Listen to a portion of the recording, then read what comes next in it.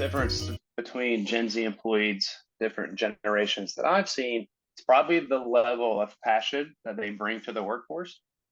They definitely are ready to work. They're definitely passionate about what they do. But with that being said, you also have to kind of adjust your approach just a little bit differently from past generations that I've had to work with.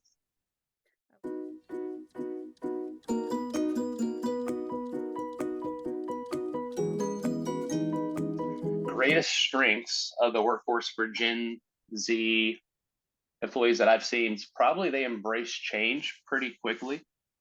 They're open arms with change.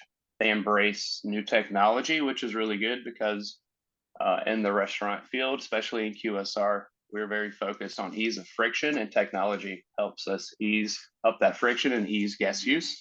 So their open arms are very adaptable, I would say.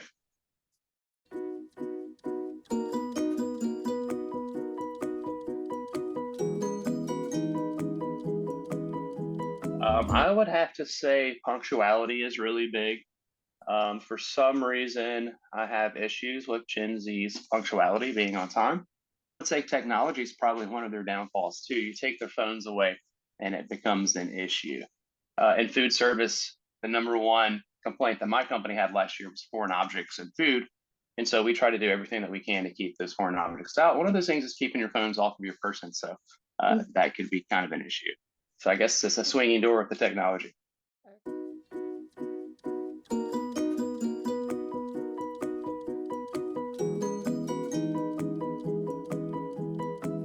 Yeah, for sure.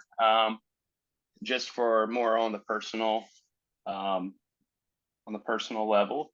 So to be accepting of more personalities, more people changing their personal views on things, I would say. So they're very, we've had to, a lot of what we call people and culture issues. We've had to adapt some of our people and culture policies to better handle some of the issues that we get for people with stuff that they're dealing with, personal stuff outside of work.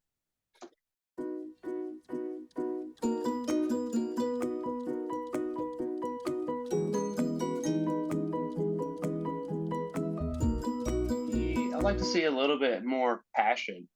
Um, I would say that a lot of Gen Zs are focused on maybe what their long-term goal is. So, for example, I work in quick service restaurants, and you have a lot of Gen Zs that come in. They might be in school, and they're not focused on the day to day, which I have to explain to the Gen Zs that, hey, if you're in school for X, Y, and Z, you can still have those things relative to the company that you're in now. So I would like to see maybe a little bit more focused on maybe their smaller jobs, because a lot of Gen Zs don't realize that these smaller jobs are like stepping stones to whenever they actually get out into the workforce, out of school, once they're knowledgeable in what they're doing, once they're a little bit more equipped to do what they want to do in their own field. I would like to see maybe a little bit more focus on, hey, let's be the best that we can be at what we're doing at the time, because those things will help you be better in the long run for sure.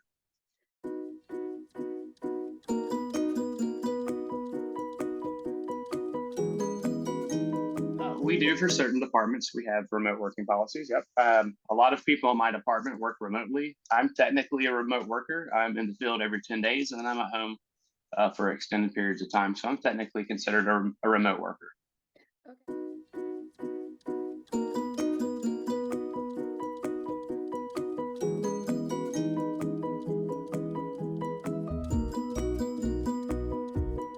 I would say we have our version of that. Again, we don't have a human resources department. Our department is called People and Culture. Mhm. So our people and culture kind of encompasses all of those things. We are definitely diversified. I encounter every type of person on my day to day, which really makes us a good, real, well-rounded company, because we're equipped to handle just about any type of background, ethnic background, people from all different backgrounds. I work with every day.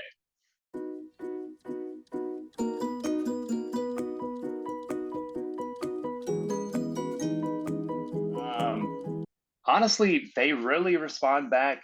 They respond well to just reinforcing feedback. Just a little, hey, thumbs up, a pat on the back. Hey, you're doing a really good job. That really goes a long way with this generation for sure. Um, Definitely financially driven.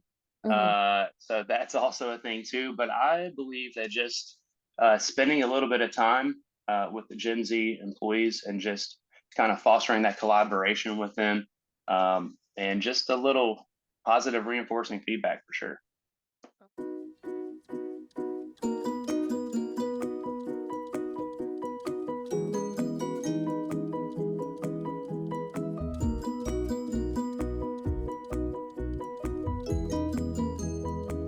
For sure. The work life balance, 20 years ago, if you were any kind of uh, operational management in the restaurant business, you were considered to work 70 hours a week.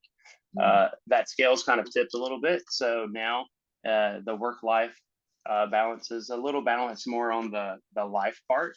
It's very important, though. A lot of companies over the years have focused on that work life balance, and they've realized that it's important to have your people happy. You can't be happy if you're in the trenches working 12 hours a day. I'm a big believer in 10 hour, anything over 10 hours, you become counterproductive. Mhm. So I'm all on board with giving the teams a little bit more R&R. It's very important to have your team refreshed. For example, we in my department, we had an entire week of Thanksgiving off. We have 2 weeks of Christmas off. Uh, all of our management teams that are in operations, we definitely don't overwork them. So it's definitely broadened up, and it's important to embrace happy employees. You want your people happy. My company, we try to create fanatics for all of our guests, and we want our teams, our employees, our team members to be fanatics too. And you can't do that if you're just working all the time.